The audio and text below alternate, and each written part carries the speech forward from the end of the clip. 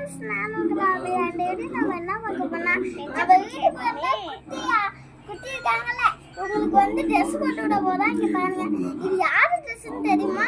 ஏன் ட்ரெஸ் தான் गाइस. நான் சின்ன வயசுல பிறக்க மாதிரி எடுத்தது. இங்க பாருங்க, இப்போ வந்து நம்ம இந்த குட்டிக்கு தான் போட்டு விட போறோம். வாங்க போட்டு விடலாம். நீங்க பாதி இது போட்டு விட்டாச்சு. இதை வச்சு போட முடியாது இந்த குட்டிக்கு. அதை கலந்து பிடிச்சிக்கோக்கா. கத்துது பாத்தீங்களா? வாங்க, போட முடியாது. கையை விடு பிங்கி. பிங்கி